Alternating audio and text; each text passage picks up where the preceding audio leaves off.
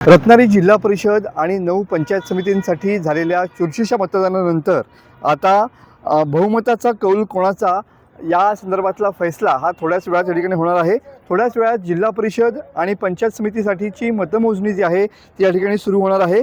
जिल्हा परिषद युती आपला गड कायम राखणार की विरोधी पक्ष सत्तेचे गणित सोडवण्यात जो यशस्वी होणार याची उत्सुकता सकाळी लागून राहिलेली पाहायला मिळते आहे। सकाळी 10 वाजल्यापासून या ठिकाणी मतमोजणीला सुरुवात होणार आहे। दुपारी 2 वाजेपर्यंत या ठिकाणी मतमोजणीचं चित्र जे आहे ते स्पष्ट होणार आहे। एकंदरीतच जर बघितलं तर रत्नागिरी जिल्ह्यामध्ये 9 ठिकाणी ही मतमोजणी होते आहे। जिल्हा परिषद गटावाईज या ठिकाणी मोजणी या ठिकाणी होणार आहे। 20 टेबलांच्या माध्यमातून 19 फेऱ्यांमध्ये ही मतमोजणी या ठिकाणी होणार आहे। आपण सध्या रत्नागिरीतल्या ज्या ठिकाणी मतमोजणी होणार आहे त्या ठिकाणी आपण आहोत।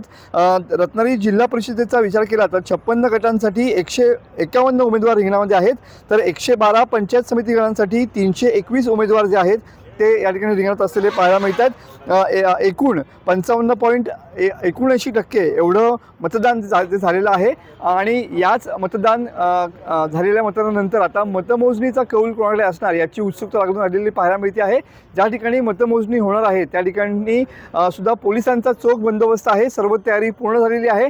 काही वेळातच या ठिकाणी मतमोजणी सुरू होईल आणि पहिला कौल हाती येईल। मात्र रत्नागिरी जिल्ह्यामध्ये जिल्हा परिषदेवरती सत्ता कोणाची असणार याच्यासाठी आणखीन थोडा वेळ या ठिकाणी वाट पाहावी लागणार आहे। कॅमेरामन समीत गजनेसह मनोज देले, TV9 मराठी, रत्नागिरी।